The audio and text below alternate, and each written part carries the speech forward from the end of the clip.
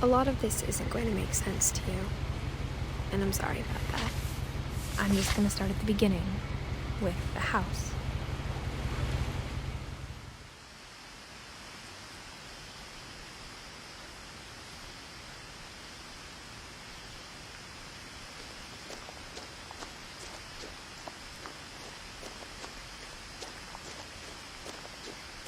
I lived here until I was 11, but I wasn't allowed inside half the rooms.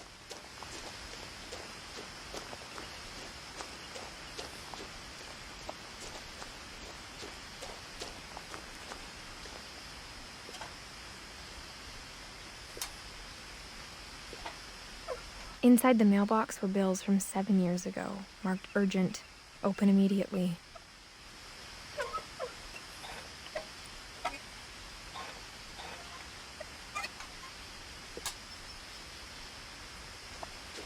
I hadn't been back since my brother Lewis's funeral.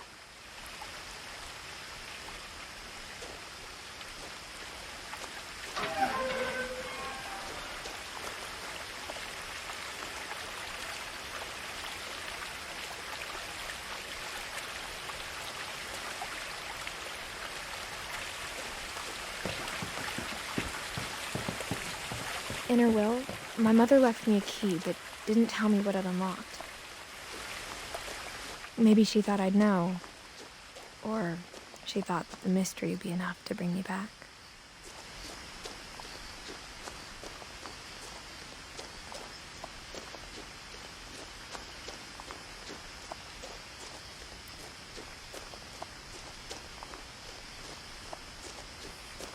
No one had driven this way in a long time, but I saw a few hoof prints.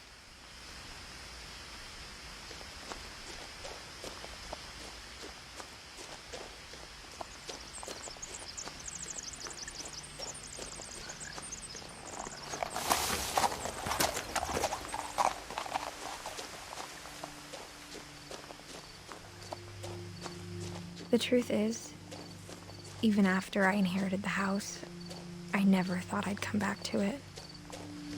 But now I had questions about my family that only the house knew the answers to.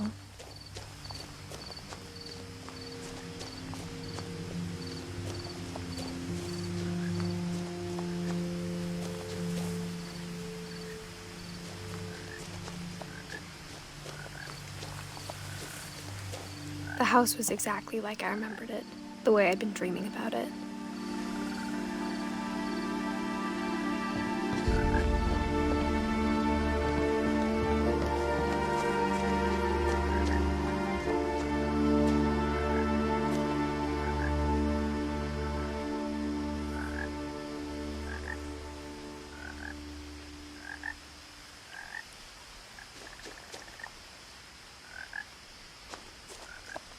As a child, the house made me uncomfortable in a way I couldn't put into words.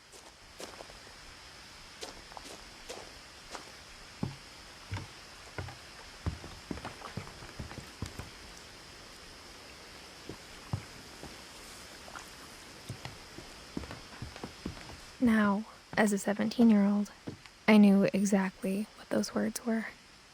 I was afraid of the house.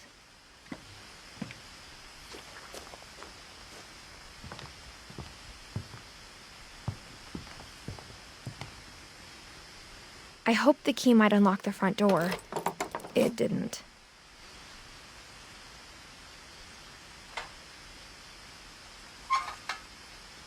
Looking in, I felt like the house itself had been waiting for me.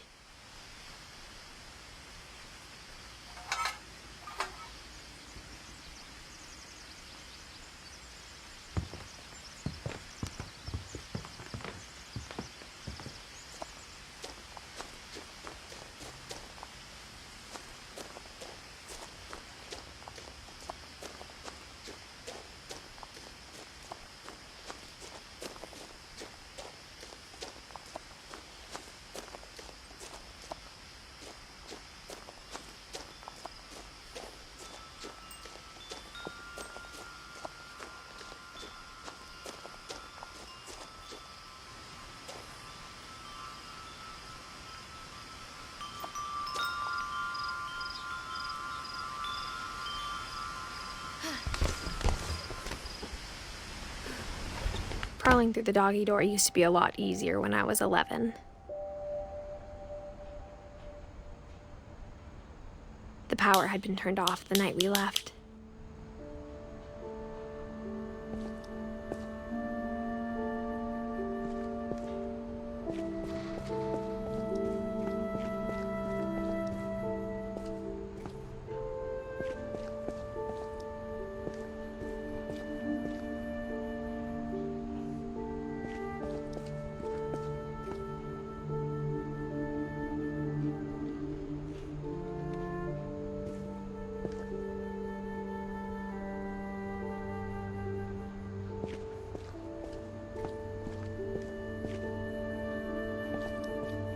For the first time in years,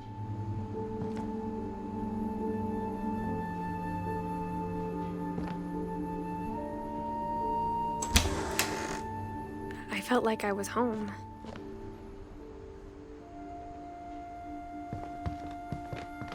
But instead of a family, there were just memories of one.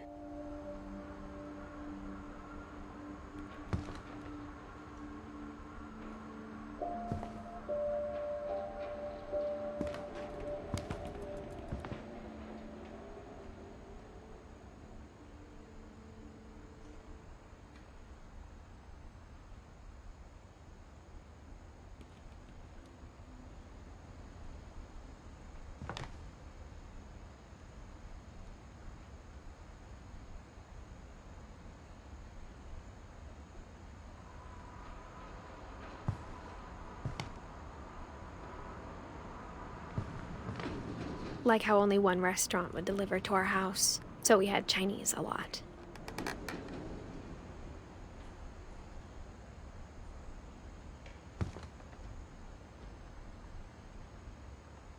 Or how after Louis started working at the cannery, we all got sick of eating salmon. Except our cat, Molly.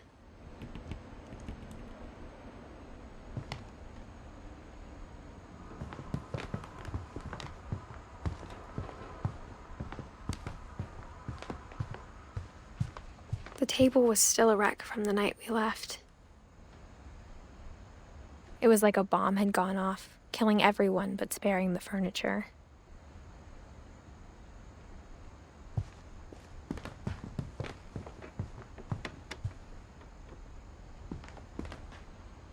My mom was the only one of us who could imagine Great-Grandma Edie living in a nursing home.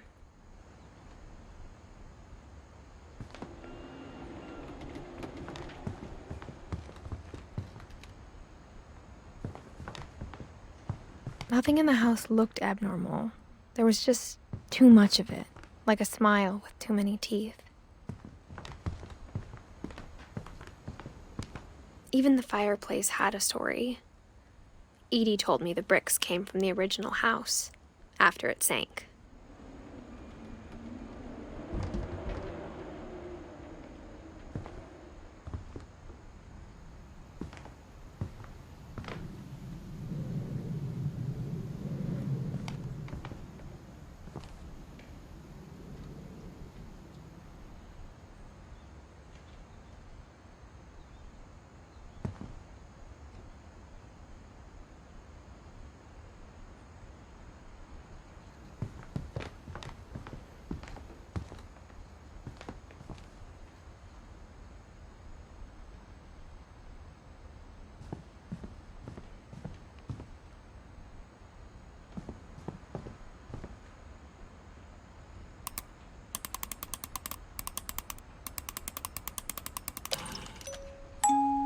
Great-Grandpa Sven built a music box for Barbara, along with the rest of the house.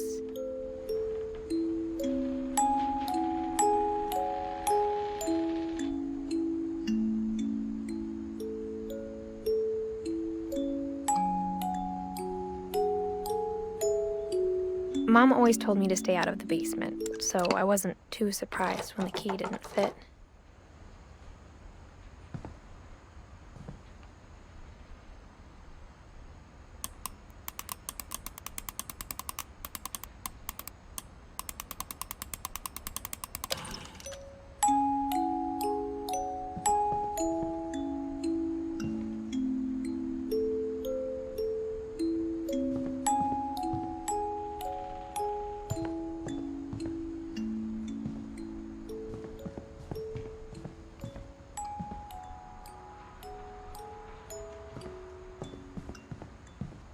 My mom wasn't much of an optimist, but she never stopped believing that my brother Milton was alive.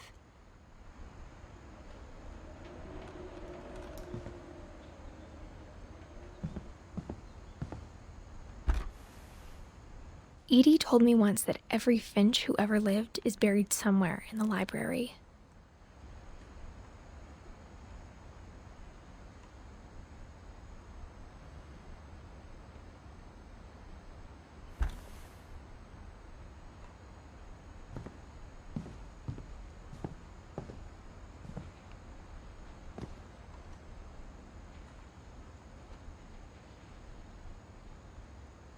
After Milton disappeared, Mom sealed up all the bedrooms.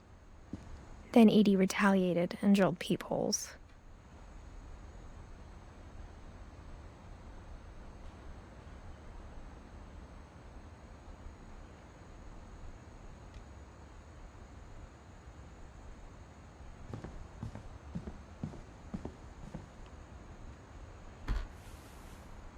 Molly always seemed like a girl I could imagine being friends with, if she hadn't died in 1947.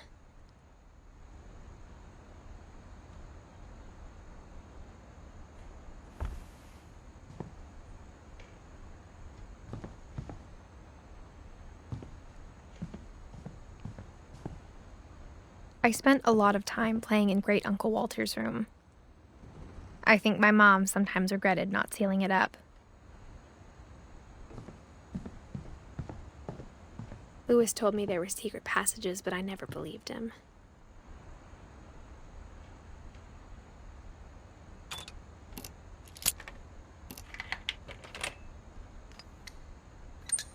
Turns out, my mom was really good at keeping secrets. Now it was time to find out what my mom had been afraid of.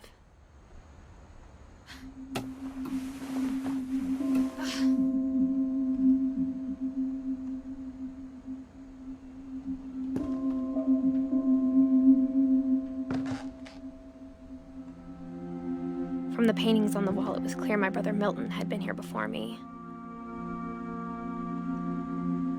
Reading this, maybe it sounds like I had a plan. But I had no idea what was behind that door.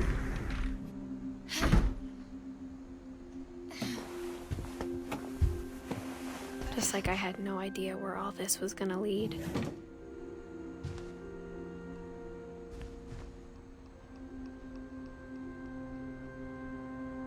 I grew up looking at Molly's room through the peephole.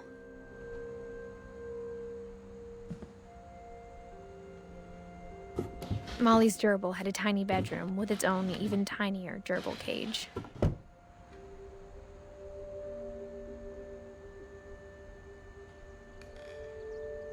Being inside for the first time, I felt like I'd stepped behind a painting.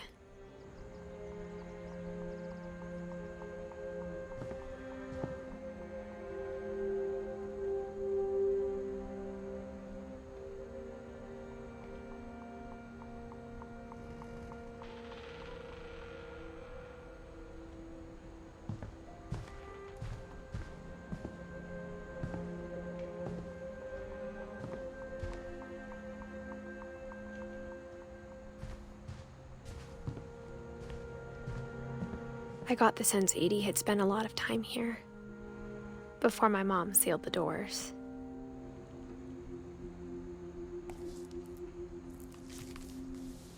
December 13th, 1947. Dear Diary, I'll be gone soon, but I wanted to tell somebody about what's gonna happen. It started when Mom sent me to bed without dinner. I woke up and I was starving, so I looked around for something to eat.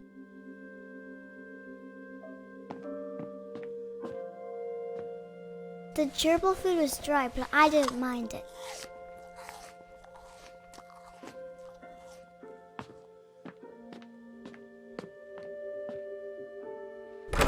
Mom, can I come out now?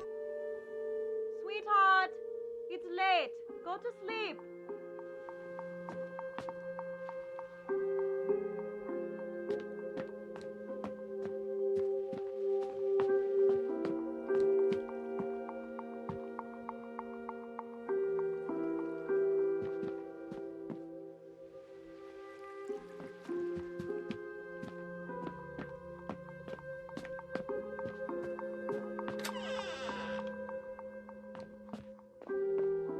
I kept eating and eating.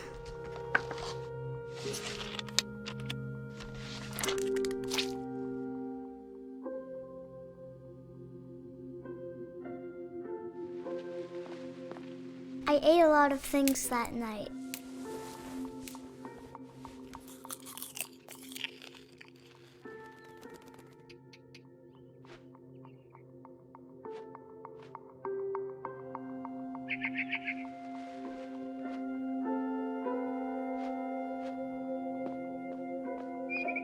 Then I heard chirping outside my window. It was a barn swallow going back to her nest. I reached out for her.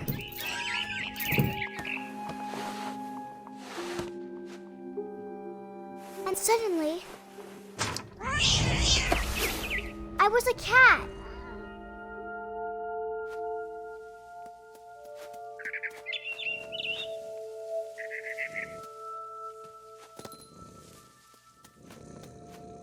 I tried to be quiet, but the bird was really scared.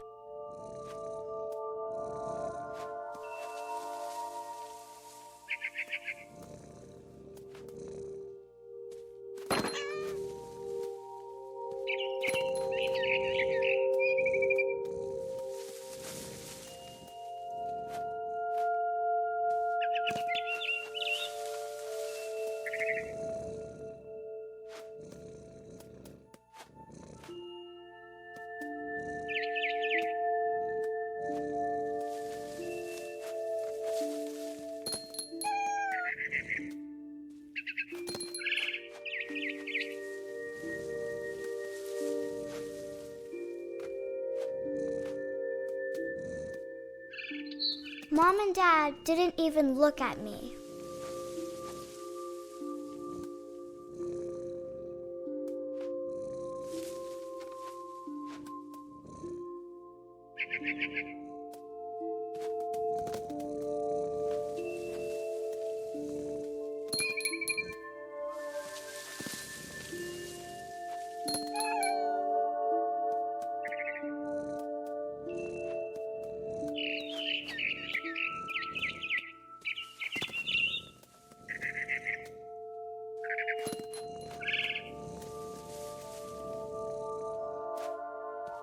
I jumped and I almost got her.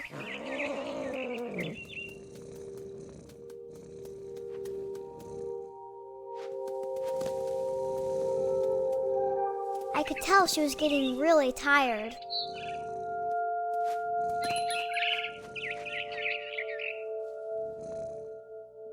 Now I was up in the big tree. I promised Dad I wouldn't climb it anymore. All I cared about was eating that mama bird.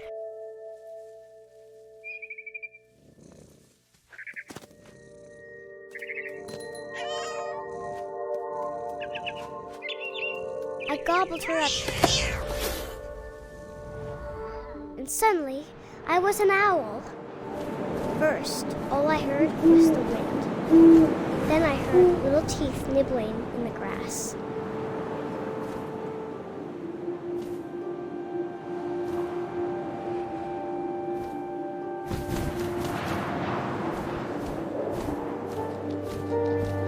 Rabbits.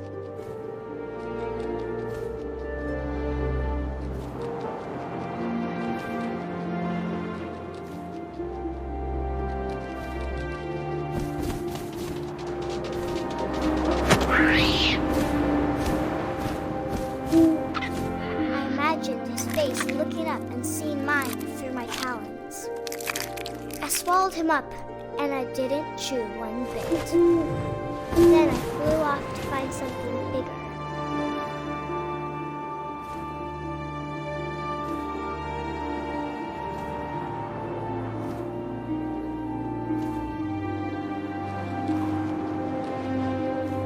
A mama rabbit.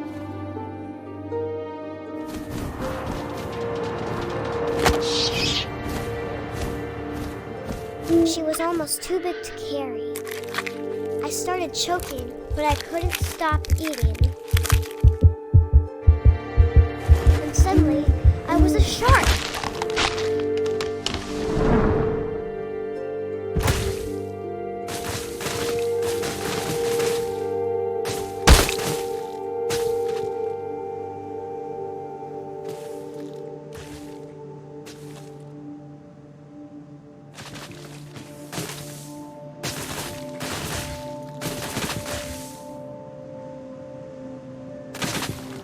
I rolled off a cliff and into the ocean. Now, I was hungrier than ever.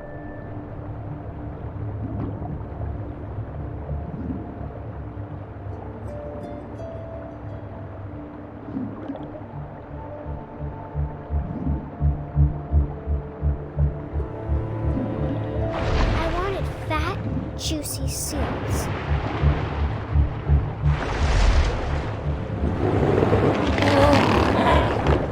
I tore off her flipper, and it tasted really good.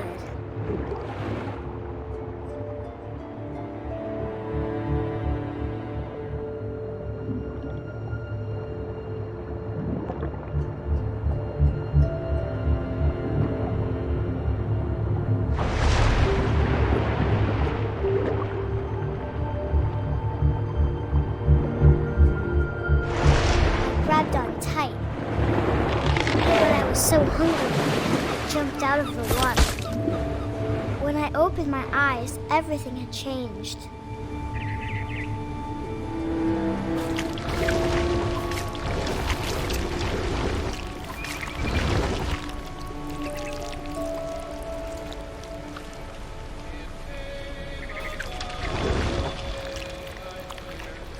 Now I was a monster, and I smelled people everywhere.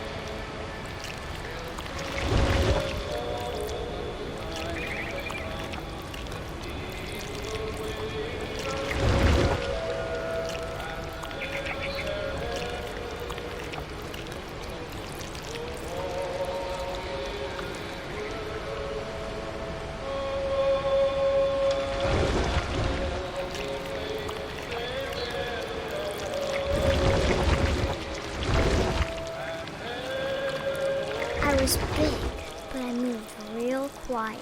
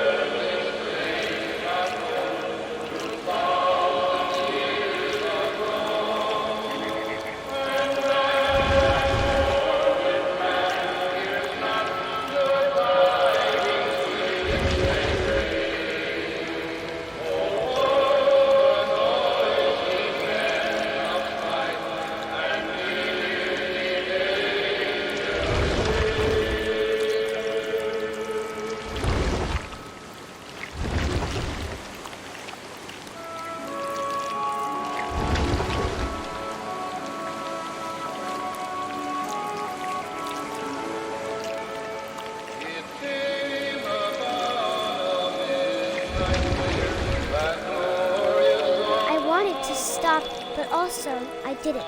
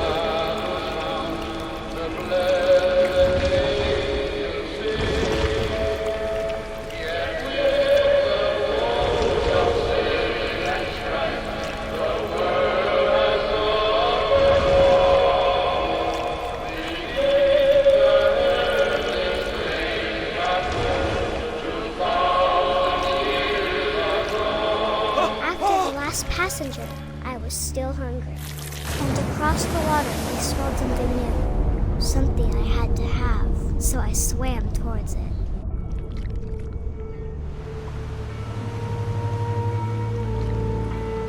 I slithered onto the sand, and the good smell went into an old pipe.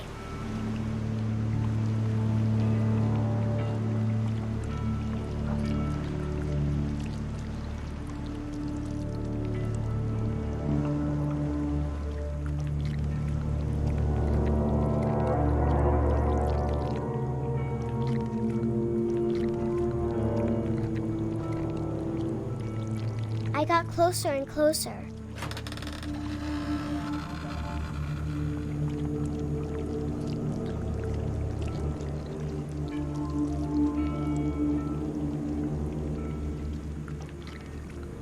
All of my stomach started growling.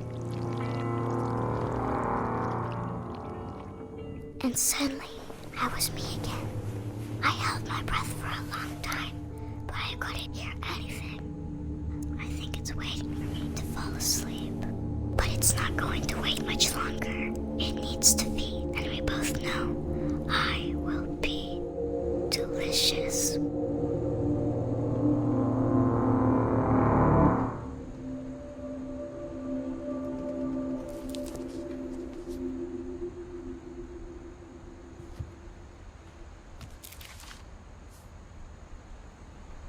I'm not sure if I believed all of that, but I'm sure Edie would have.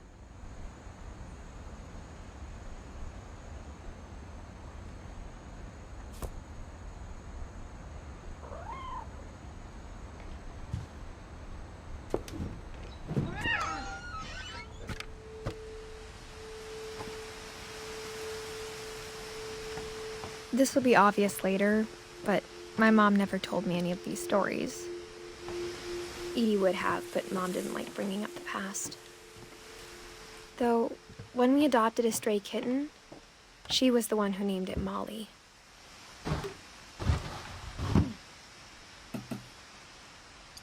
I spent a lot of time in Great-Grandma Edie's room.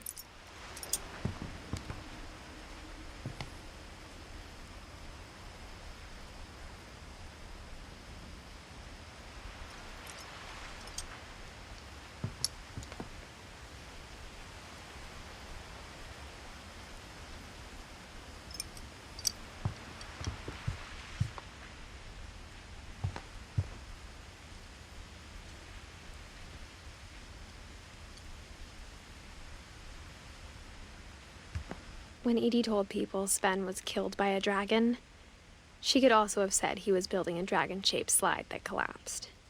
She could have, but she didn't.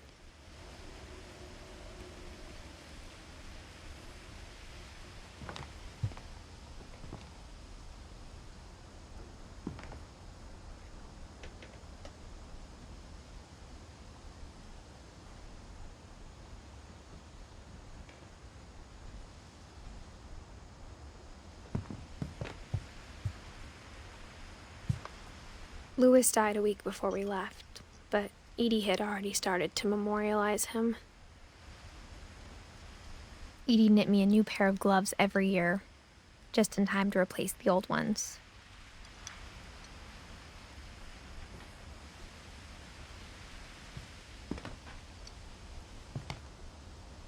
Her room was like a museum.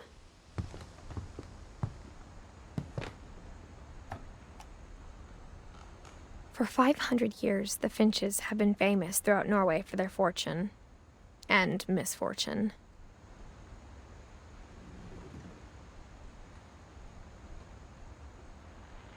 Odin Finch buries the latest victims of the family curse, his wife Ingeborg and their newborn son, Johan.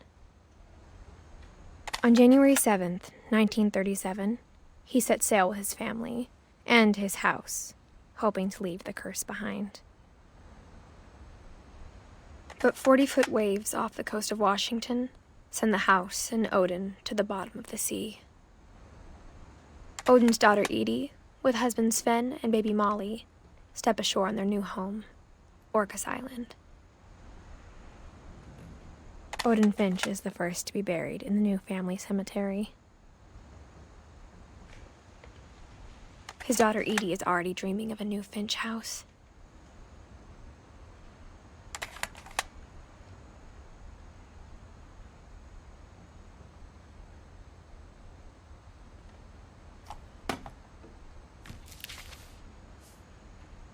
Whatever's wrong with this family, it goes back a long ways.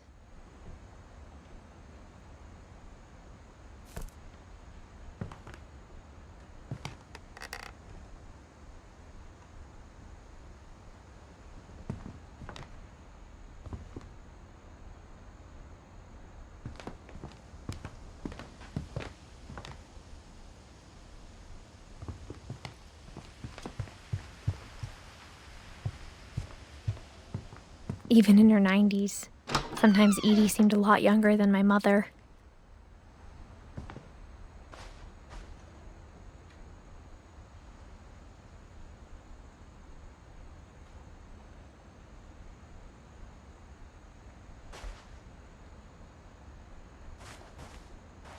The only trace Grandpa Sam's first wife, Kay, left on the house was the pink bathroom. It was a pretty big trace.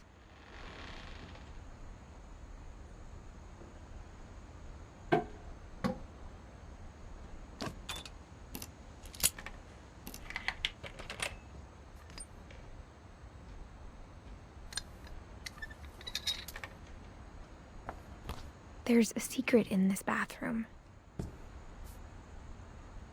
It's in the last place you would look. It isn't in the cupboard.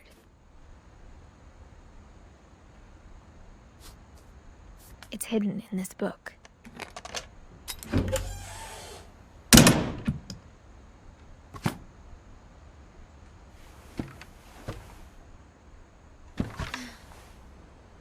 Sven gave Sam an old camera he'd refurbished. He never put it down.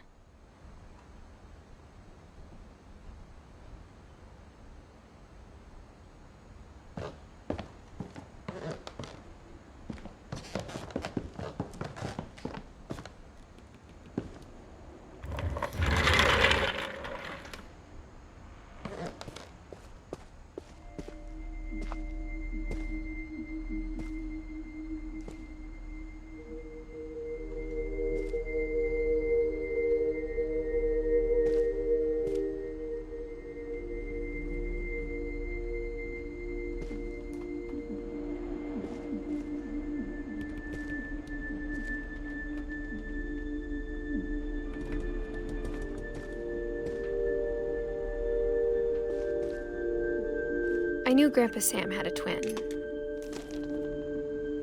and that he never talked about him. I guess my grandpa didn't like history any more than my mom did.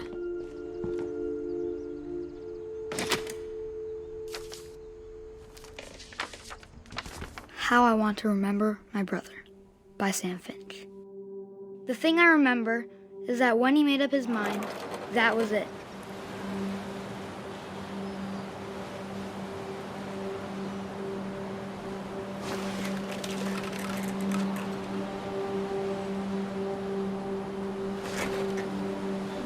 My brother said he'd die before he ate another mushroom, and he did.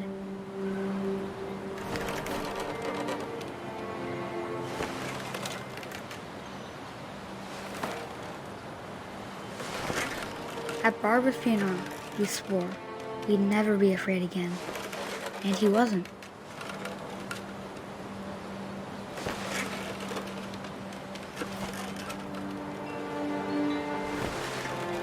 I think Calvin always wanted to fly. Sam! Calvin! Dinner's ready! Coming! But that day, he finally made up his mind to do it. I told him going around was impossible. Maybe if I hadn't said that, Calvin! I'm not gonna tell you again! maybe if the wind hadn't picked up,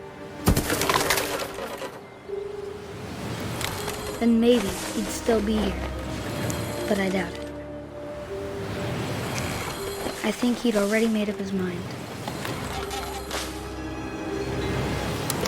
That's what I want to remember about my brother.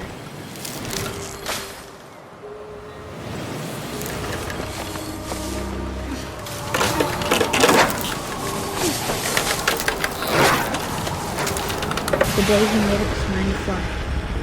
And he did.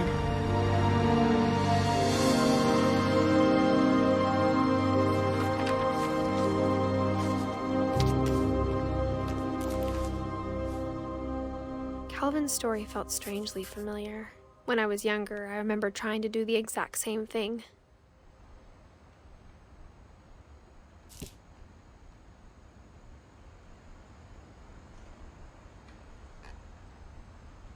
After the funeral, Edie roped off Calvin's half of the room.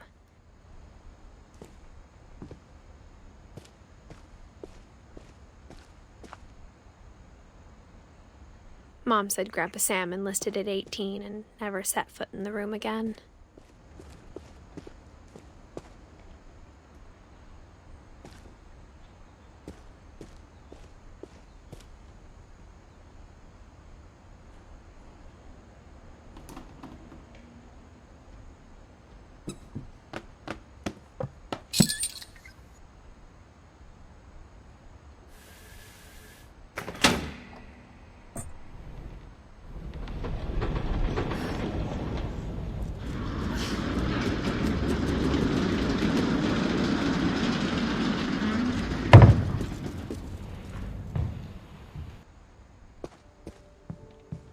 The passages were a pretty tight fit.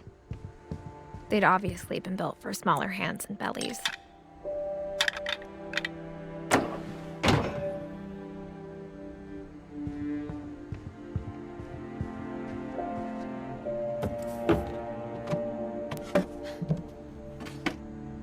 Growing up, I always thought of Barbara as a child star.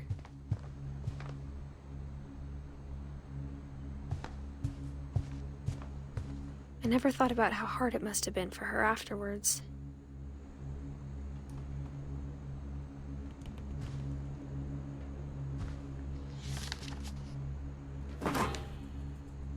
Of all the stories people wrote about Barbara's death, I'm surprised Edie saved this one.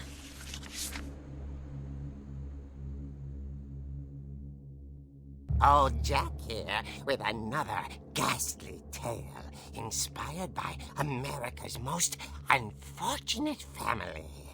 I'm calling it The Surprise Ending of Barbara Finch. As a child star, Barbara was famous for her scream. Now at 16, she was all washed up. A has-been. But in a lucky break, she'd been asked to perform her signature scream at a local convention for monster movie fans. It was just the boost her career needed. Unfortunately, her scream hadn't aged well. Getting better. I think you just need the right motivation. Her biggest fan and current boyfriend, Rick, was about to demonstrate when... Now that was a great scream. It was Barbara's father, Sven. He'd slipped into a table saw and had to be rushed to the emergency room. So Barbara got stuck babysitting her youngest brother, Walter. Her convention comeback was cancelled. Okay, I'm hearing frustration, but I'm not hearing terror. What if I tried... A gang of hoodlums in Halloween masks have been terrorizing Orcas Island tonight. Police are urging residents to... That came from the basement. You're right! Also, I loved your delivery on that. Why is your basement door locked? Because my dad likes making puzzles and secret passages. There's a key hidden in the music box. The secret is to keep winding and winding until finally the key pops out. Thanks, babe. I'll be back in a sec. 20 minutes later, Rick hadn't returned. So Barbara went to look for him. right on cue. She reached for the music box.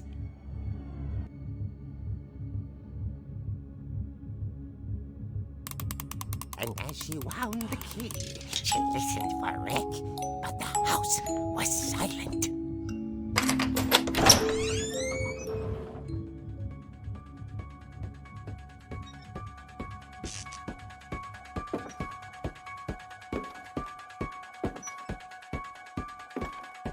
She found Rick's crutch and imagined the worst.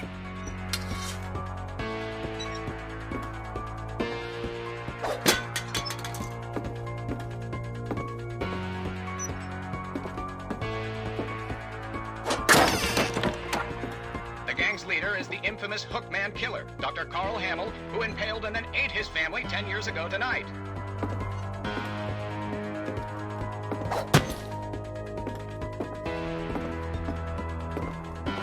The old fridge rattled and grew still.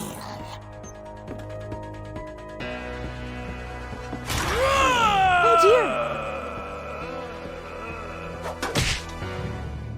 Oh! Rick? Barb, relax. I was just trying to scare you to help you find your scream. Well, I'm not scared, Rick. I'm furious. Then act furious.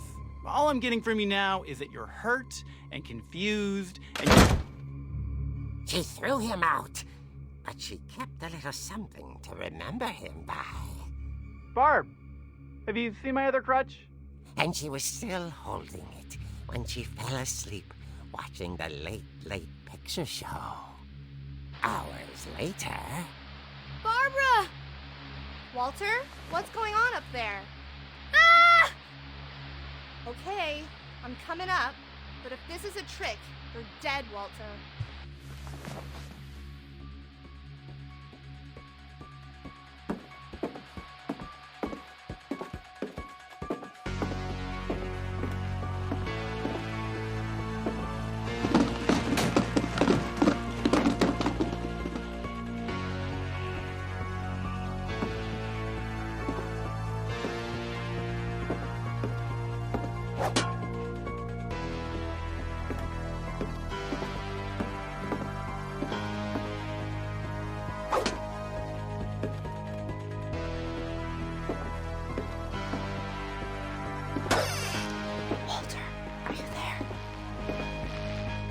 Walter had vanished, but his bedside radio was still on.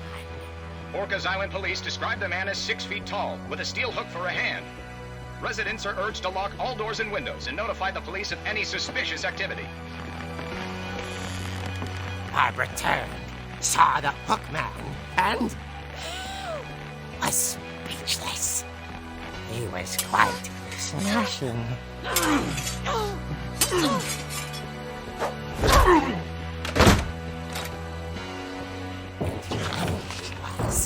He couldn't get enough of Barbara. Okay, Barbara, there's gotta be another way out of here. That night, she played her part beautifully.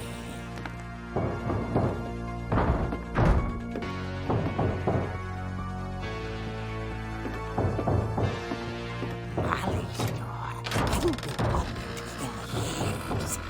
The hinges groaned.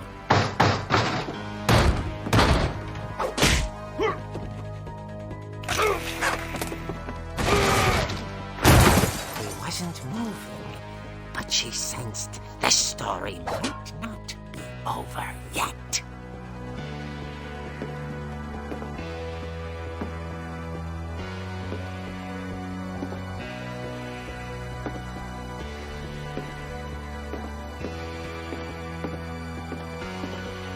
The hookman had vanished. She listened for his breathing, but all she heard was...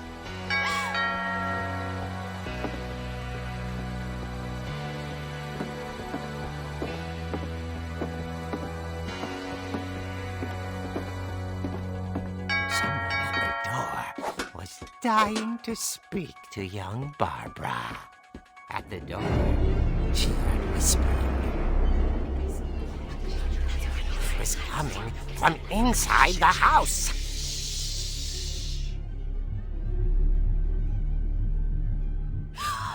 Oh dear. The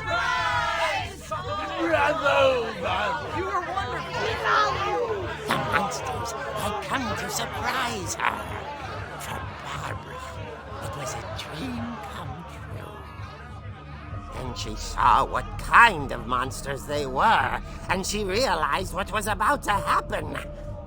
She was going to be famous. And with her final breath, Barbara Finch gave the performance of her life.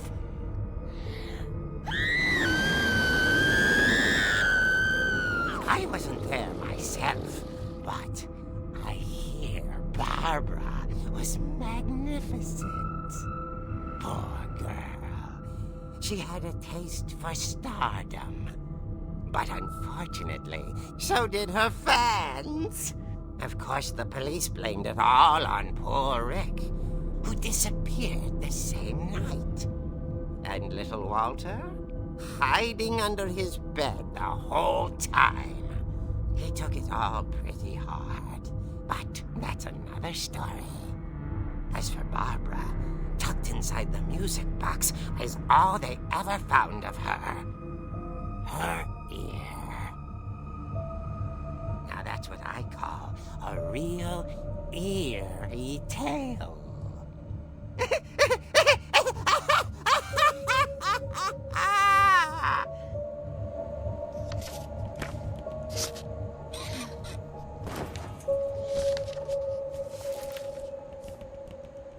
Edie told me all Barbara wanted was to be remembered, as absurd as that comic was. Maybe what Edie saw was a happy ending.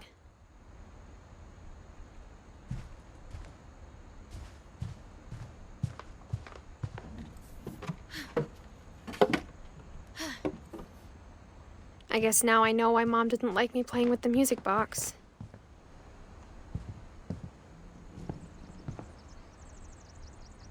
Edie's father, Odin, built the original house.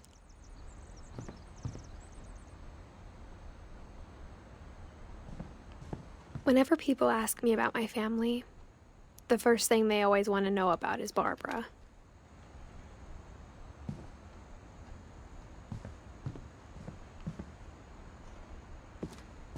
Mom must have locked the third floor stairs on the night we left.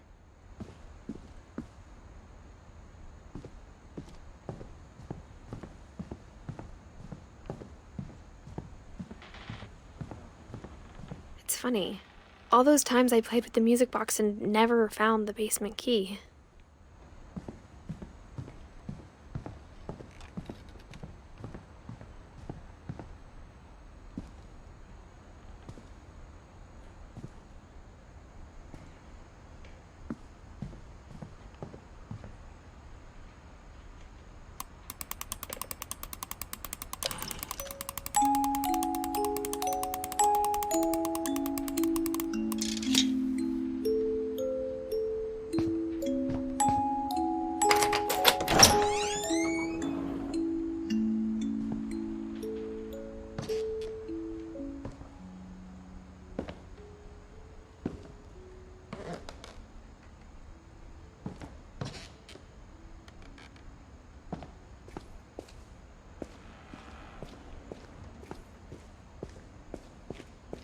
Mom said the basement was off limits, unless I wanted another tetanus shot.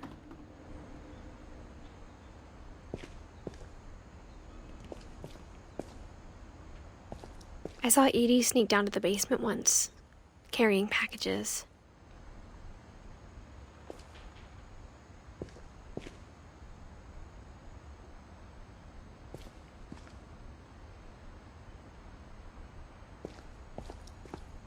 I thought maybe she was hiding presents. It turned out she was hiding a lot more than that.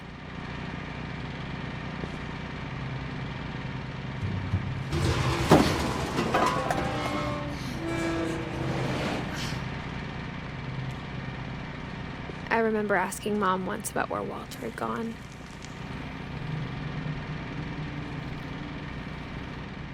She said after Barbara died, he got as far away as he could. If there's a pattern in all these stories,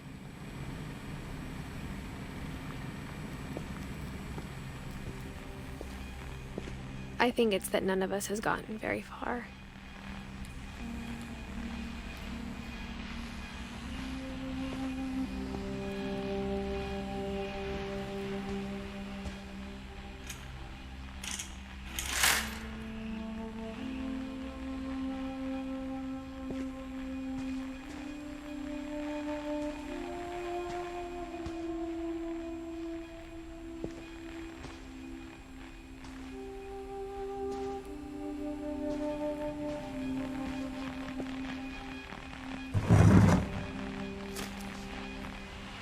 Goodbye, everyone. I can't believe I've been down here for 30 years.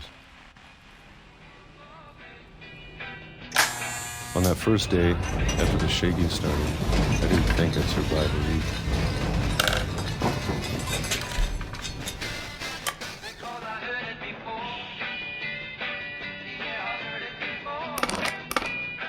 But after a few days, I settled into a routine. That's what kept me sane. Having a schedule, living for today. I always expected to be dead tomorrow. But if you wait long enough, you get used to anything.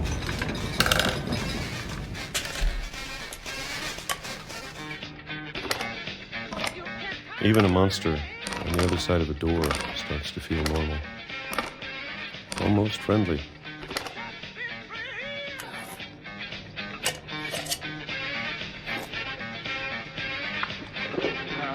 And then one day, everything just stopped. Whatever that thing was, it was gone. Maybe it got tired of waiting. Or maybe I just got tired of being afraid.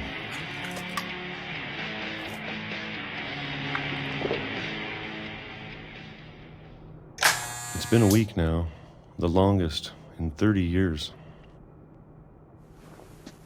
I'm done waiting. I have to leave while I still can.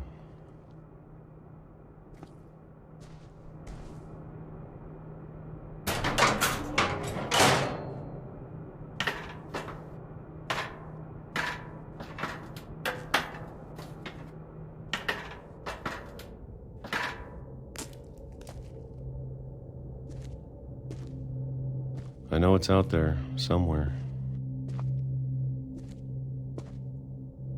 Whatever killed Barbara and Molly and Calvin. Maybe this is all a mistake. But I need to stop living the same day, even if it kills me.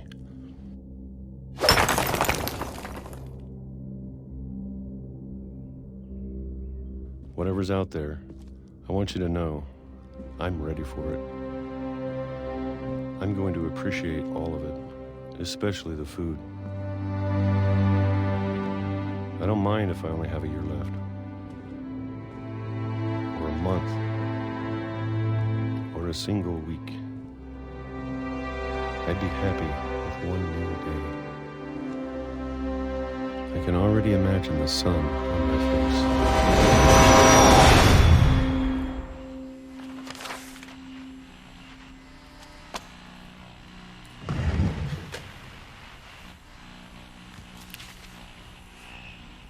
Walter died when I was 6. I can't believe my mom never told me he was down here.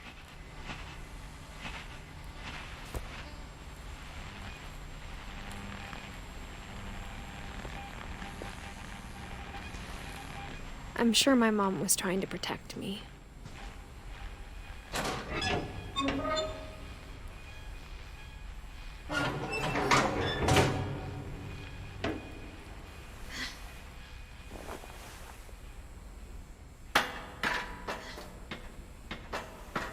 Maybe she was afraid I'd end up like Walter. But if she never told me about an uncle under the house, I can only imagine what else she was hiding. I don't want to make the same mistakes she made.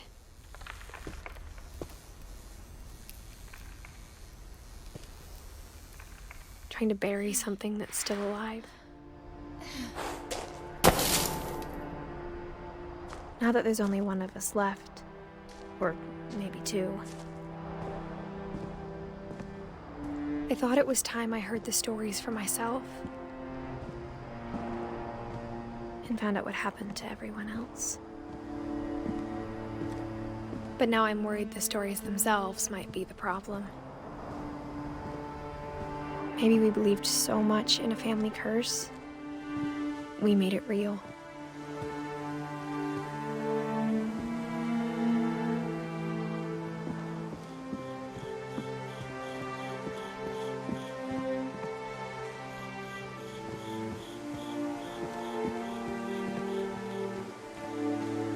I don't know if I should even be writing this.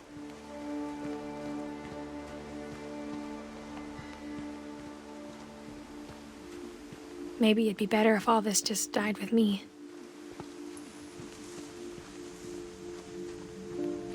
But I thought you should know about your family.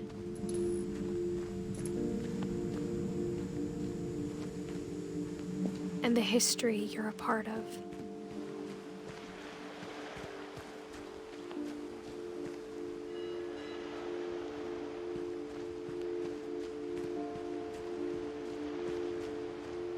Though to be honest, I feel as lost as you probably do right now.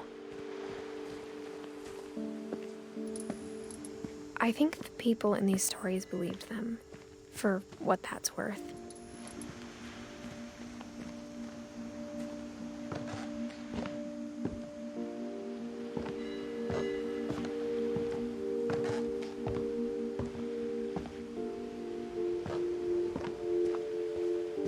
And when you look at the house, that history of imagination and stubbornness and madness, any of it seems possible.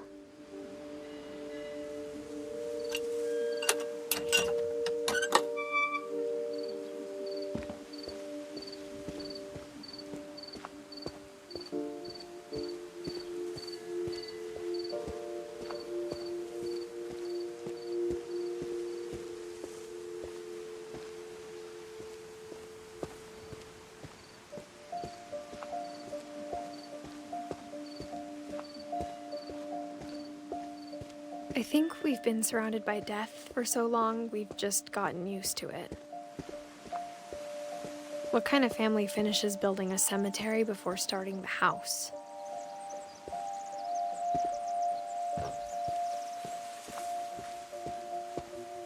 It's embarrassing for me to admit this, but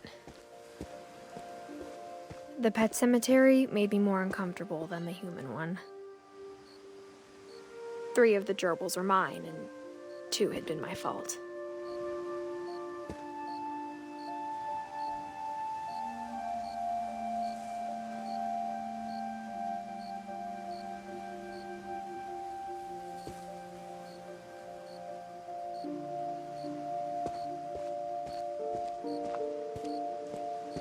Sven built the house, but it was Edie who designed the cemetery. I'm sure Odin's monument had been Edie's idea. My mom was always trying to move on, but for Edie, the past never went away.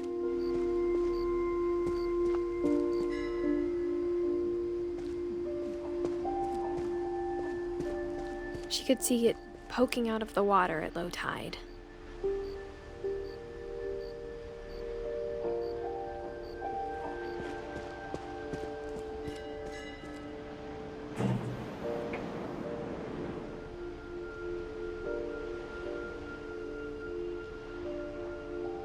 Edie said she dreamed about the old house every night.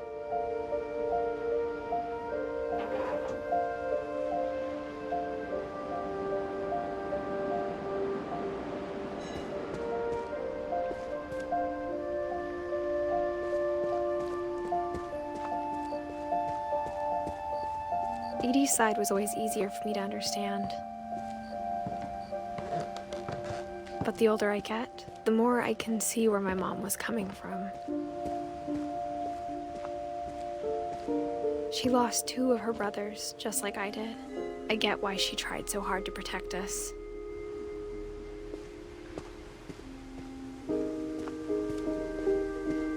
There's so many things I wish I could ask my mom now. Part of me thinks this is what she wanted all along. For me to come back someday and find everything out for myself.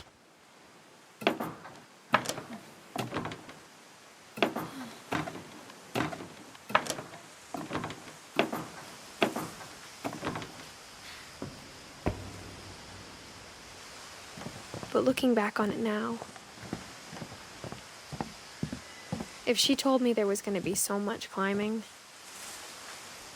I never would have come when I was 22 weeks pregnant.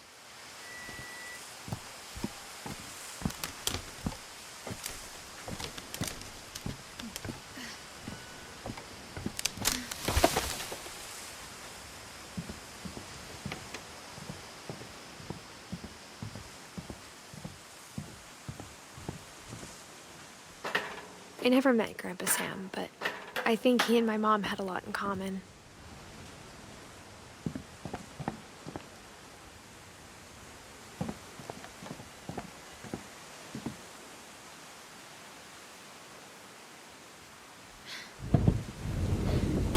They were both pretty intense.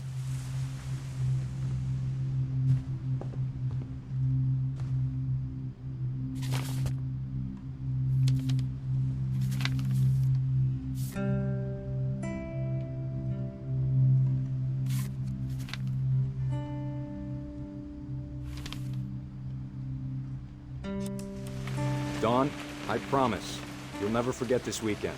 Yes, sir. These memories are gonna last a lifetime. What? Am I gonna have to shoot me? Perfect. It's gonna rain the whole weekend, isn't it? I will never forget this weekend, Dad. That's the spirit. Please just take the damn picture. Smile, Dawn. Okay, got it. I'm gonna take some pictures, okay? Just be careful. That camera's older than you are.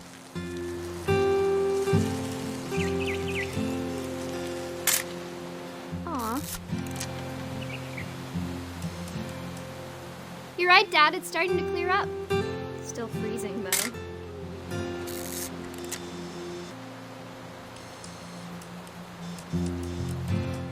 Nothing quite like being outside.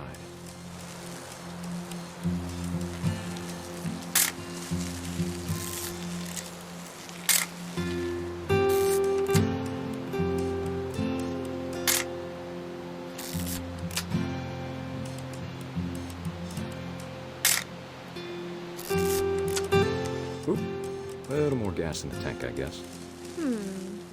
Hold still while I take a picture of you.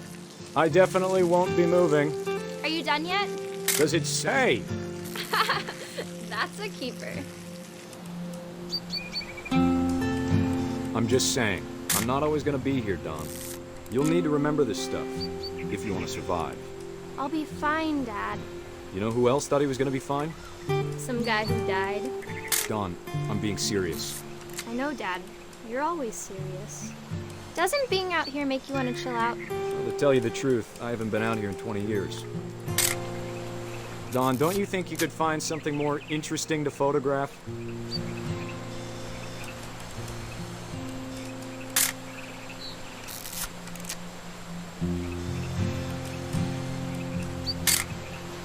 You don't need to waste any more film on me, kiddo.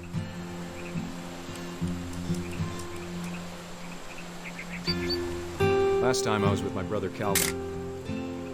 Man, that was a great trip.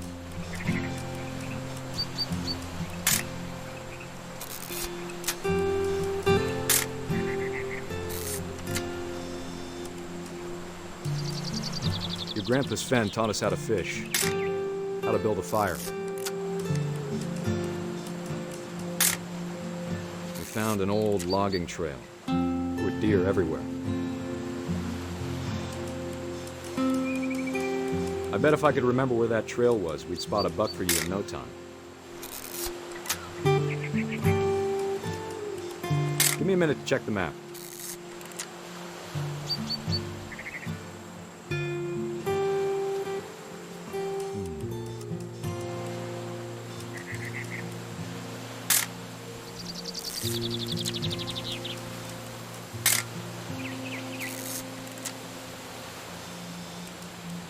Let's see.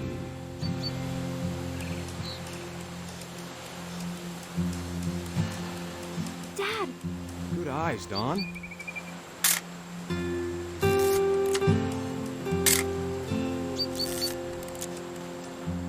Before you take the shot, let me get a picture of you. Dad, I... Let me get behind you. Do I have to do this? Dawn, you don't have to do anything. But if you want... Great shot, Dawn!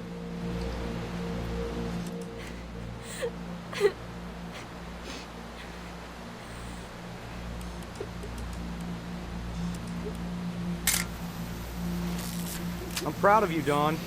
Always remember that, okay?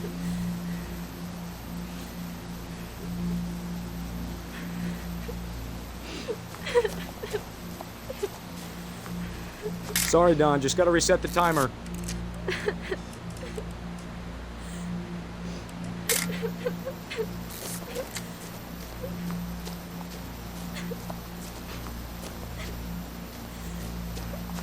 Dad, it's twitching. I think That's it's totally normal, Dawn. Just focus on the camera. Try not to think about... Dad!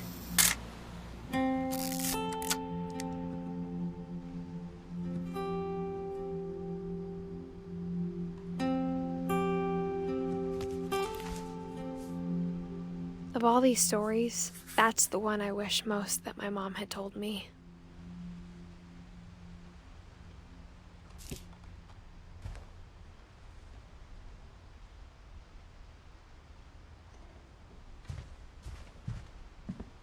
Instead of hiding from death, Sam seemed to go out of his way to meet it.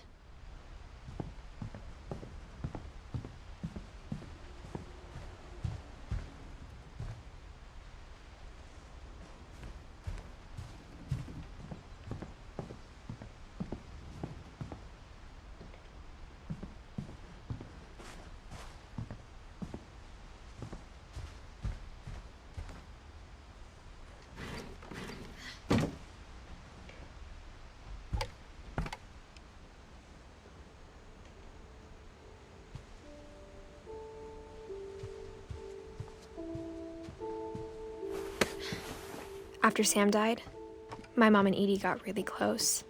They'd both lost a lot.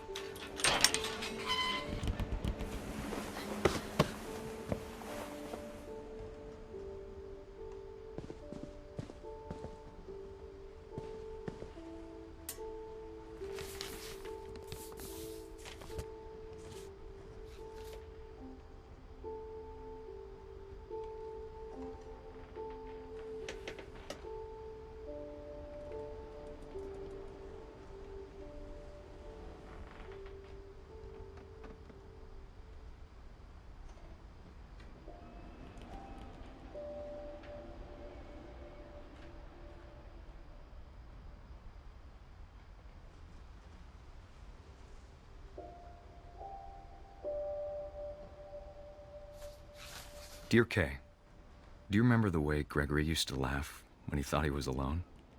Like something funny was happening, but only he could see it.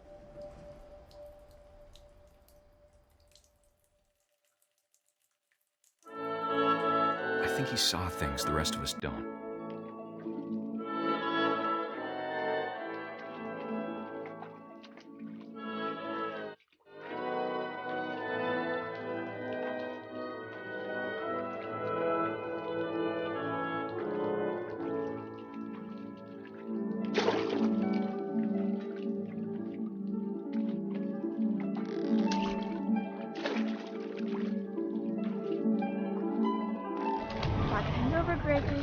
going to... Hold on, sweetie. Hello? Sam, I told you I don't want to talk right now. I wonder what he saw.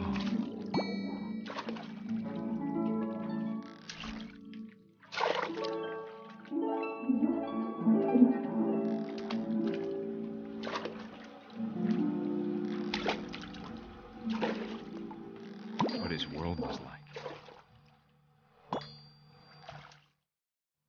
It reminded me so much of Calvin. Lost in his imagination.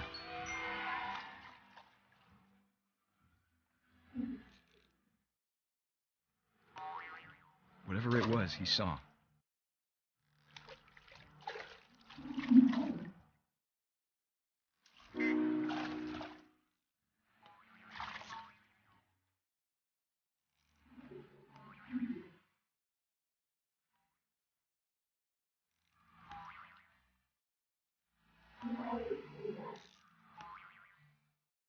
It sure made him happy.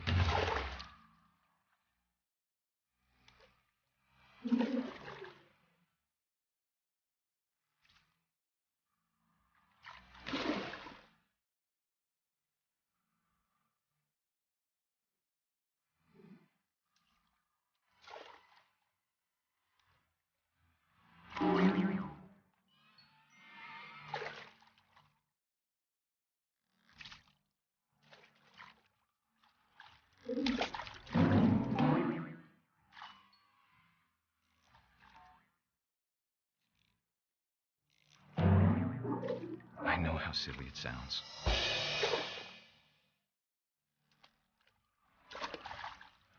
But I worried about a baby being too happy. But I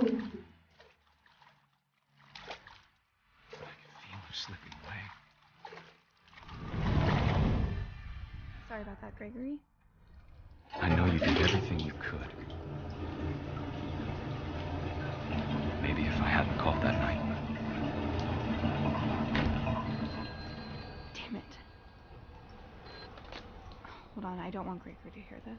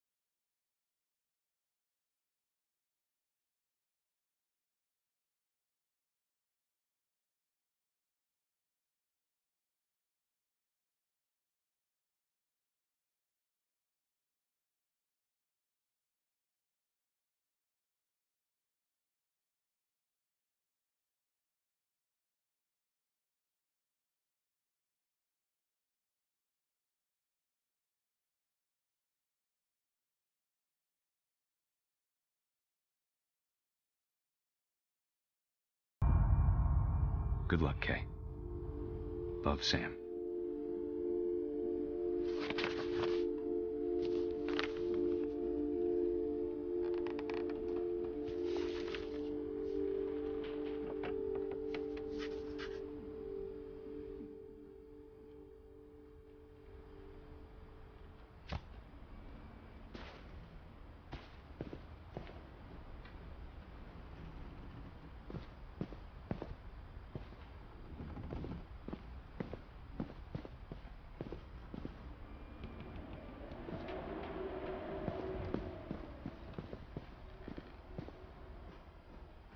I can't imagine my mom ever writing poetry, and yet...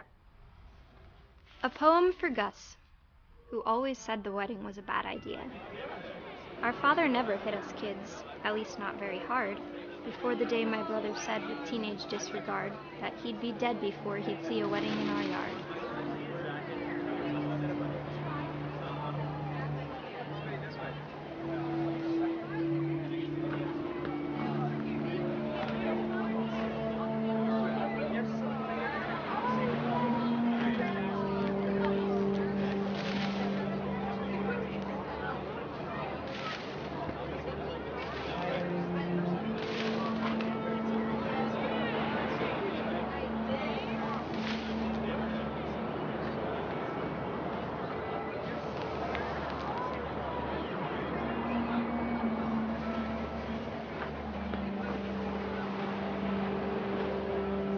father made him come, of course, but Gus stood far apart, just flew his kite and bottled up the storm inside his heart.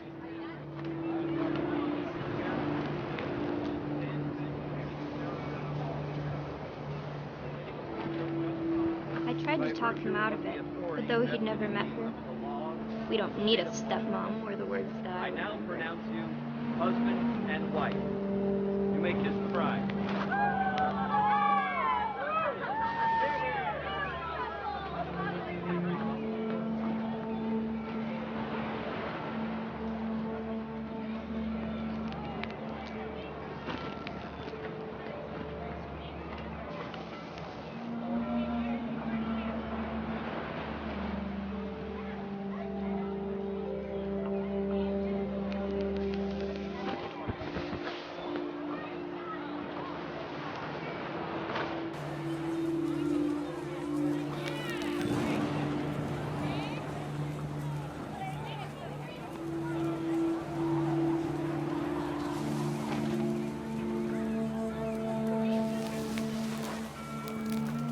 When the time for photos came, Dad ordered him to come here. But Gus declined, and as a sign held up his middle finger.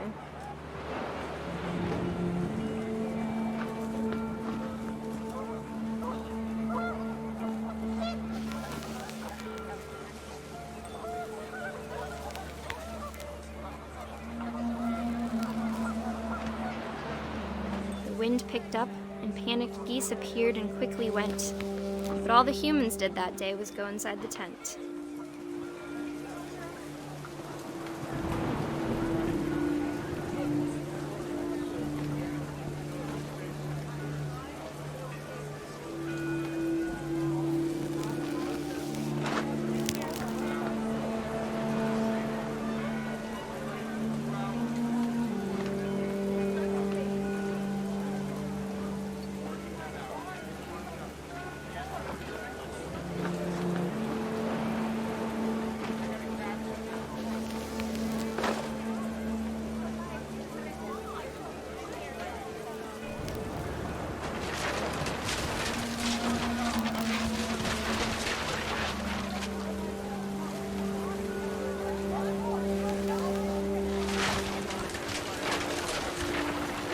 The rain came down in buckets then, but no one seemed afraid that nature might destroy the tent our dad had crudely made.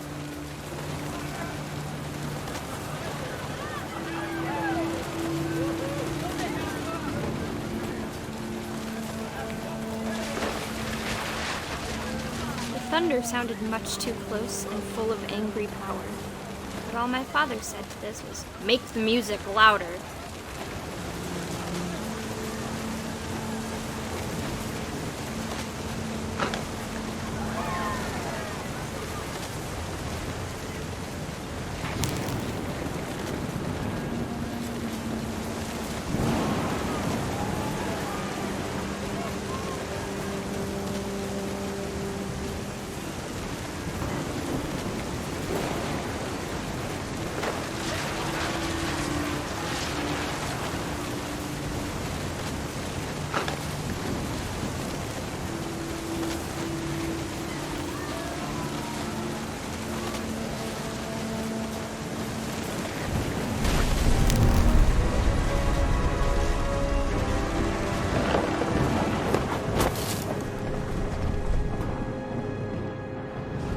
I wish that I could truly say I thought about you on that day. Out there on the beach alone, just you, the wind, the sea, and foam. But I didn't, until we found you.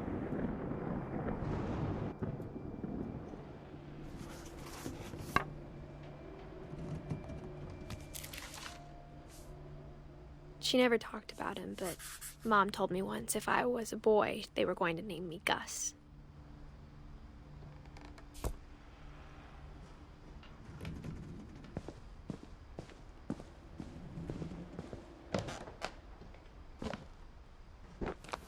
My mom moved up to the loft after her brothers died. At the time, it was as far away as she could get.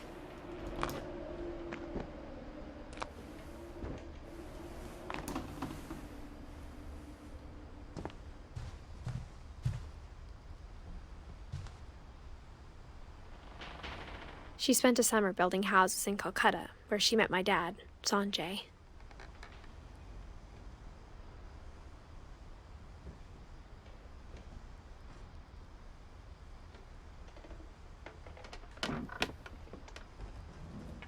My mom moved to India a week after graduation and got a job teaching English.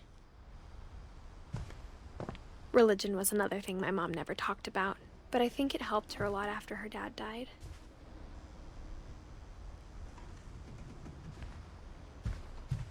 Louis was born a year later.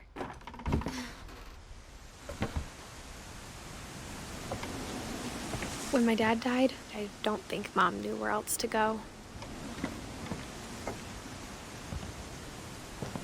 I'm sure Edie was happy to have her back.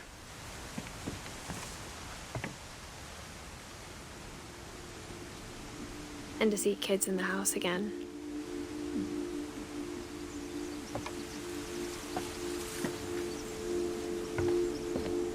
The house had to get a little bigger, but Edie was used to that. And for a while, things were good. Almost normal. But it didn't last. The beginning of the end was Milton's 10th birthday, when Edie gave him a castle.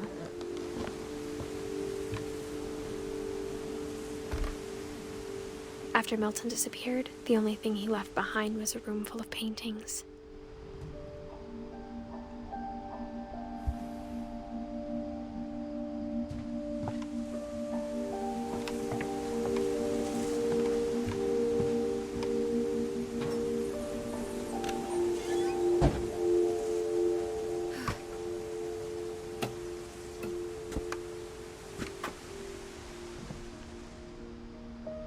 I think Edie was happy to finally have another painter in the family.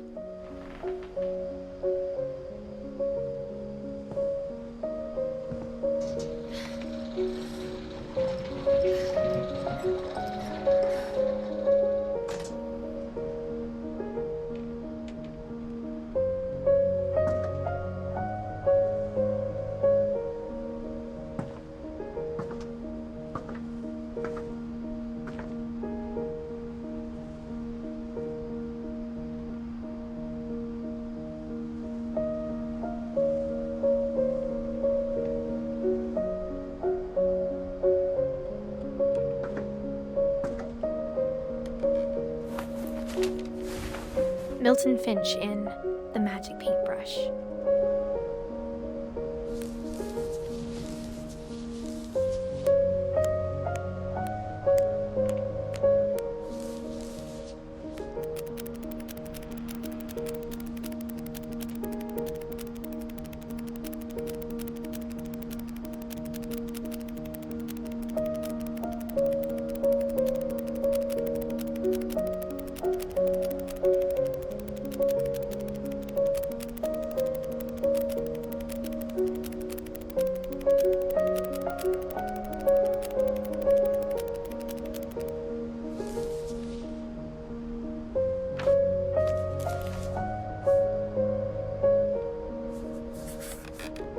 I was 4 when Milton disappeared.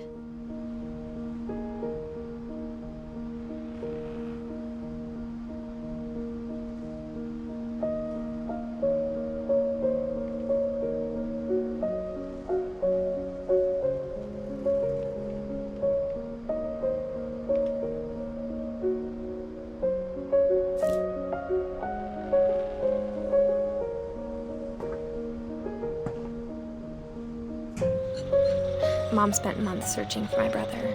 Then she sealed the doors.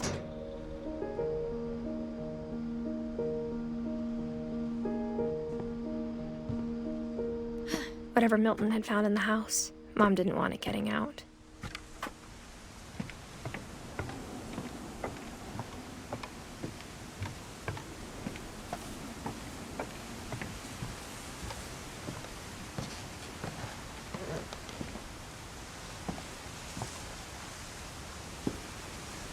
Mom definitely blamed Edie, but I think Louis blamed himself.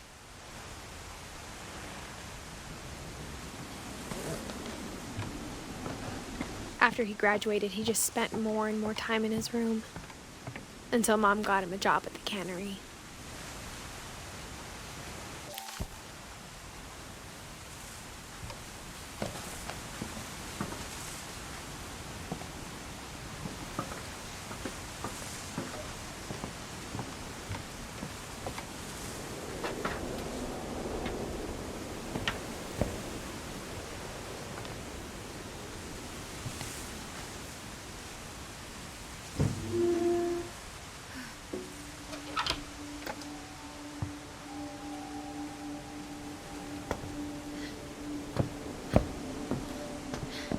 Lewis's room smelled very, very familiar.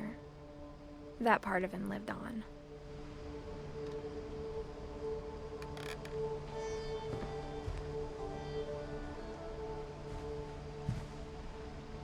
Lewis and I spent a lot of time playing games together, but he was surprisingly bad at them.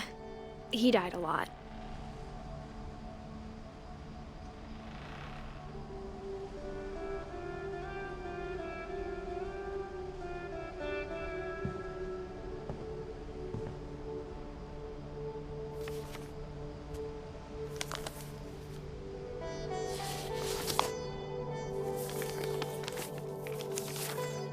Dear Mrs. Finch, as Lewis's psychiatrist, I can understand your desire for an explanation. As I see it, the trouble began in January, shortly after we convinced your son to seek treatment for substance abuse. Newly sober, I believe Lewis first noticed the monotony of his daily life.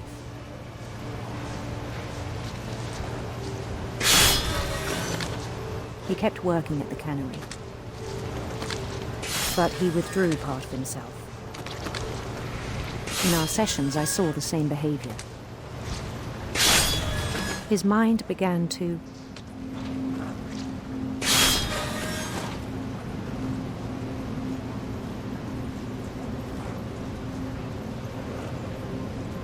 wander.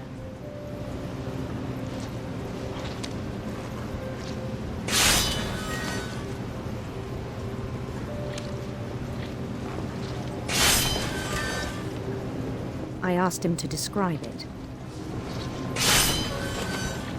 He said he started small, imagining a labyrinth. He'd feel his way about.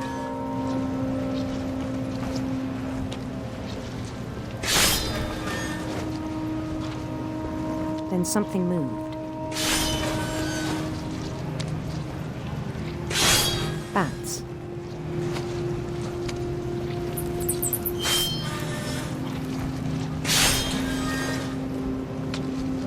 And toads.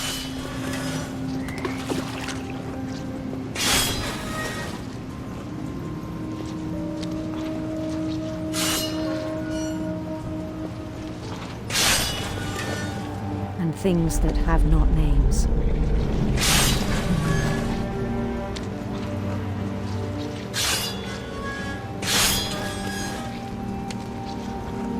He knew it was all in his head.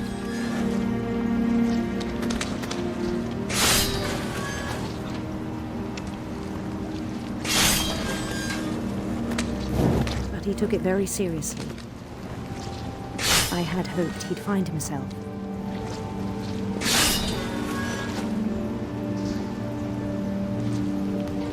But he found something more.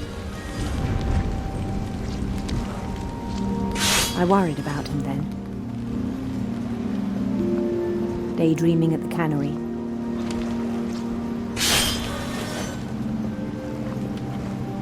I spoke with his boss. But he said Lewis had become a model employee. Methodical, tireless, focused. Like a whole new Lewis. So I let him go on.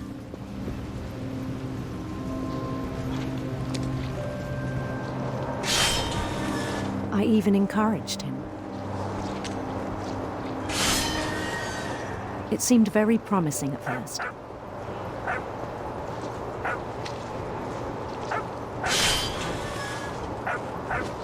He told me he'd made a new friend.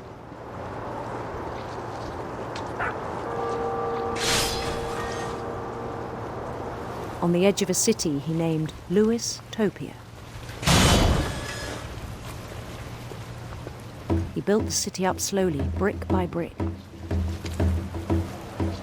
Then he made musicians.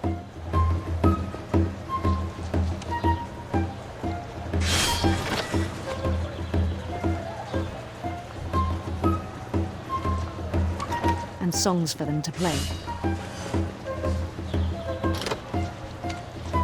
He talked about starting a band.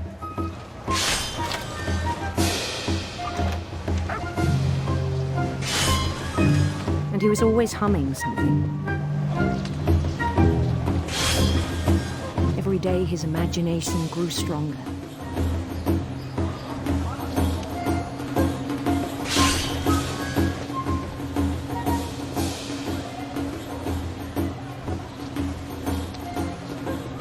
He no longer spoke at the cannery. But his chopping was as reliable as ever. Then one day it struck him that all the cheering crowds, even the stones under his feet, were all in his imagination, so he could do whatever he wished.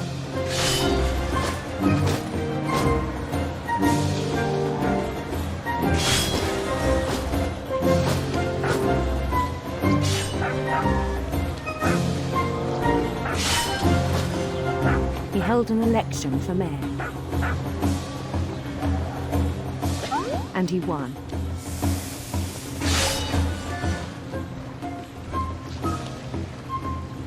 They begged him to stay, but his mind was already wandering. It became a game for him.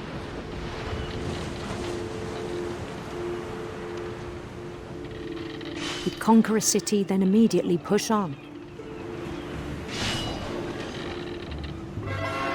New Louisville.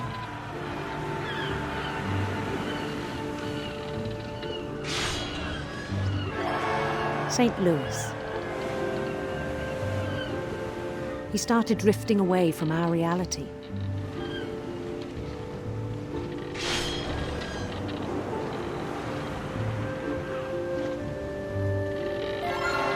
Minneapolis.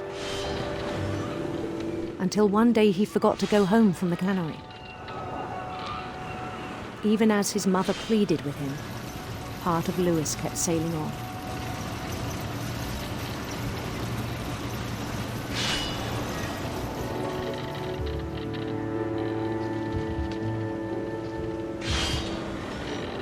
In Louisburg, he heard rumors of a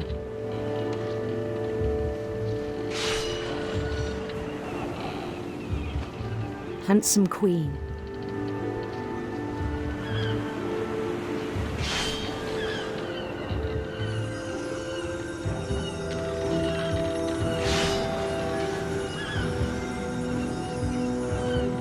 The queen was on her own quest for sinister serpents.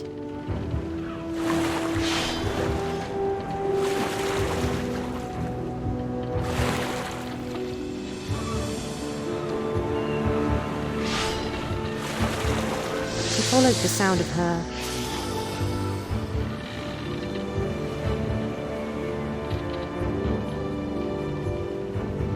silver harp.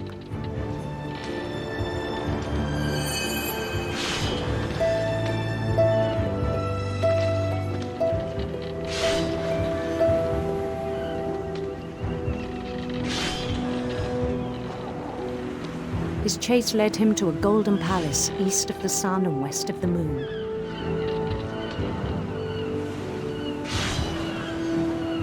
Even then, his logic remained sound.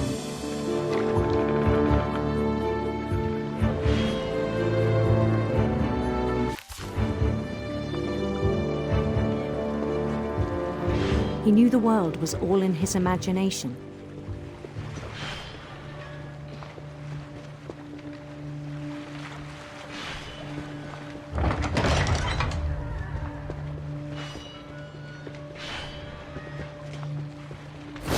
he was so proud of having created it.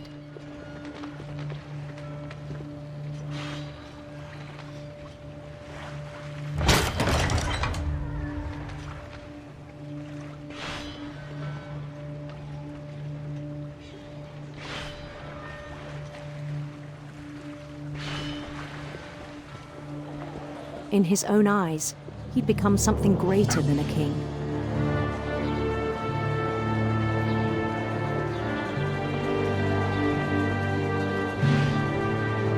For someone who'd never known success in the real world, I think it was overwhelming. And then it struck him that the real Lewis was not the one chopping salmon, but the one climbing the steps of a golden palace.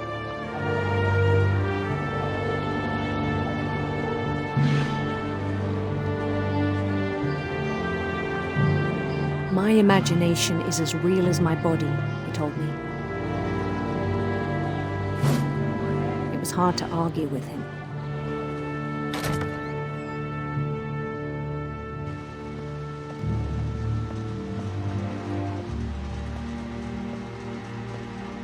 He began to forget the world we know.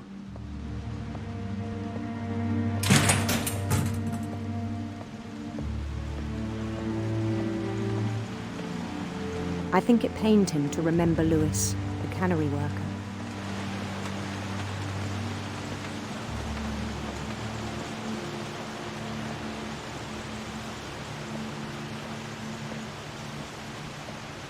He began to despise the man with a royal contempt.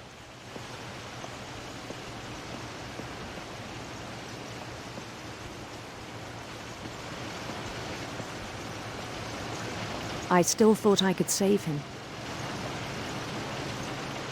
Even after he said he was being crowned king over all the lands of wonder. The palace would be packed with his companions.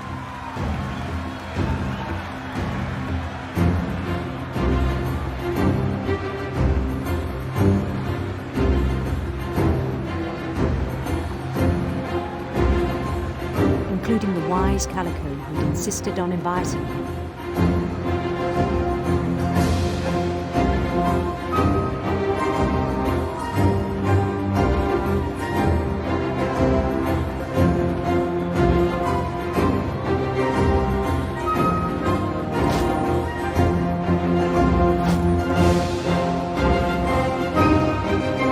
His queen waited, holding his crown.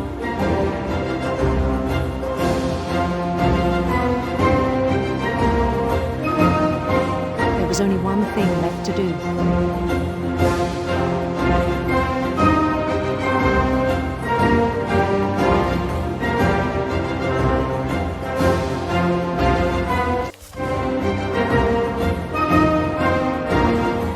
Bend down his head.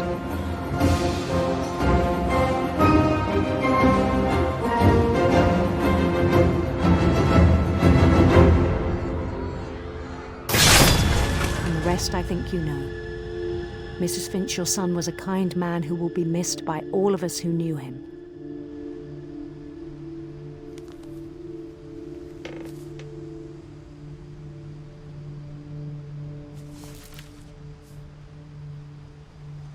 My brother was really cool. I wish you could have met him.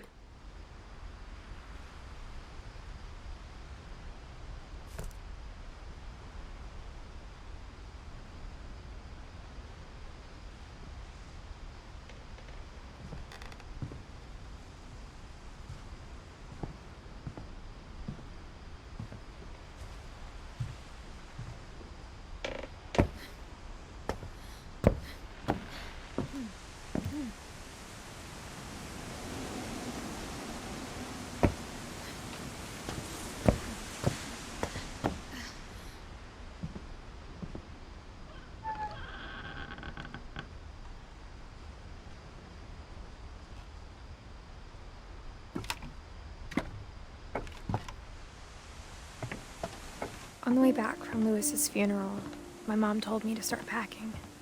She waited until the day before we left to tell Edie. I'm not sure if she wanted to make it easier or harder.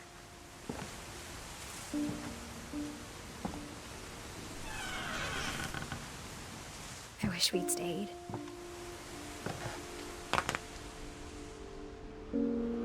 But I understand why we left.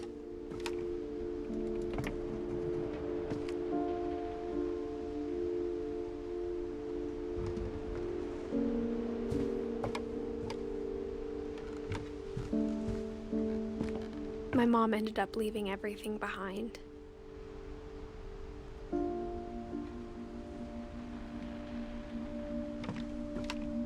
What happened that night had been coming for a long time.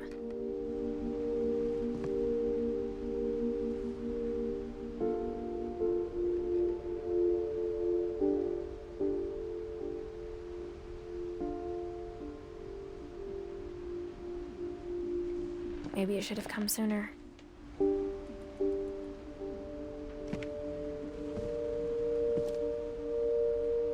But it had to end one way or another. All that's left now is to tell you about that last night.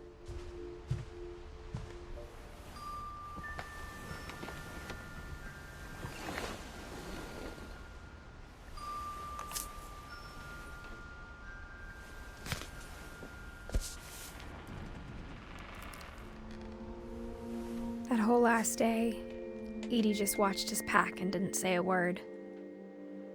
Until supper, when she raised her glass and said, "To our final night together, and all our final nights apart." Grandma, you know what I said about alcohol.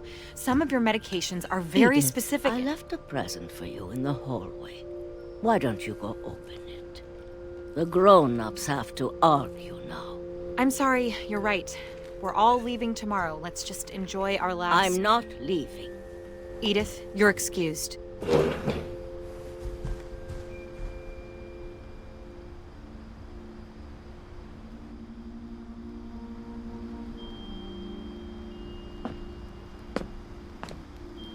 The power had been shut off that morning, but Edie always had plenty of candles. When my mom sealed the library, I don't think she knew about the other entrance, or that Edie had a key to it.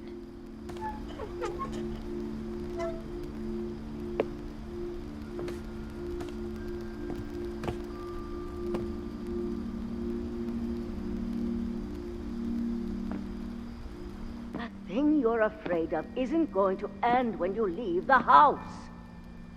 Edith has a right to know these stories. My children are dead because of your stories. I think it's best if Edith and I leave tonight. We'll have the nursing home send a van for you in the morning, okay?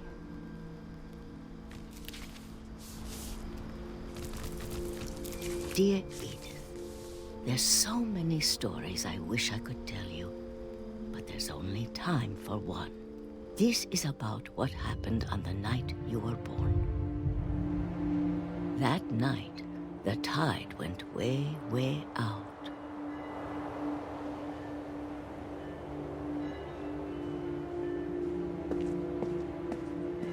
It was the first and last time I ever saw the old house aground.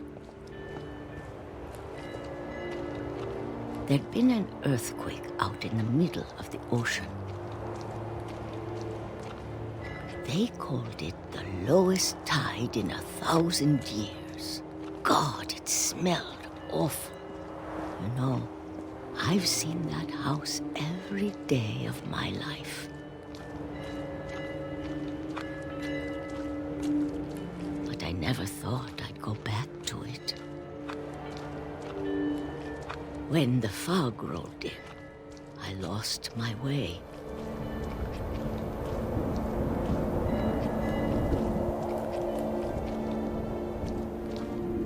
I got turned around.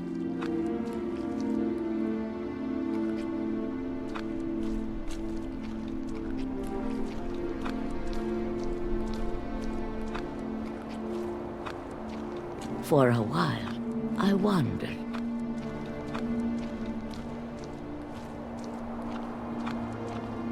I started seeing things.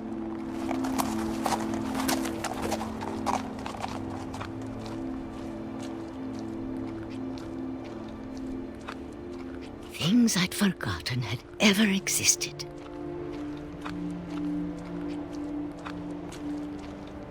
But when I saw them, they felt like old friends. That night, a lot of things came back to me. Or maybe I came back to them.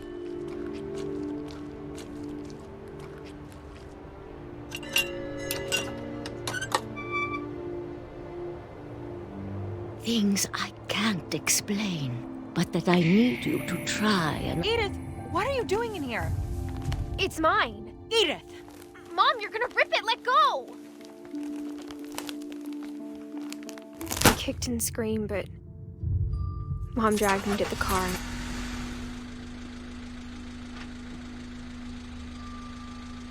I never saw Great-Grandma Edie again.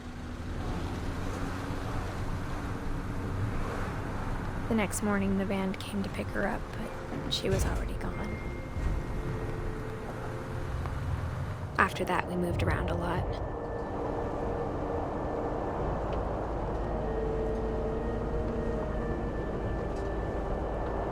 We both tried to make the best of it.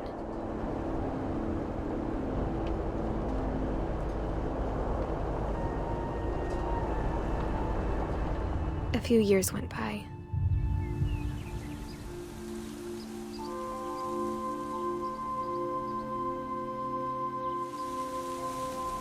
My mom didn't like to talk about it, but she started getting sick a lot. The rest happened pretty quickly.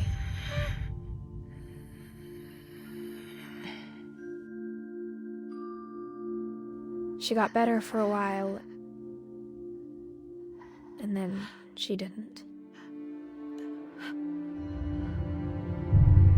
And then I was alone.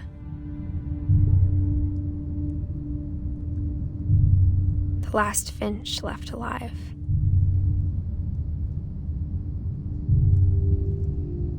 Until I found out about you. I'm still not sure what to tell you about all this. If we lived forever, maybe we'd have time to understand things. But as it is, I think the best we can do is try to open our eyes. And appreciate how strange and brief all of this is.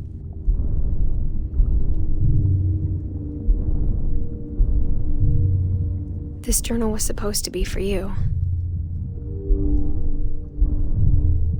But now I hope you'll never see it. I just want to meet you and tell you all these stories myself. But I guess if you're reading this now, things didn't work out that way.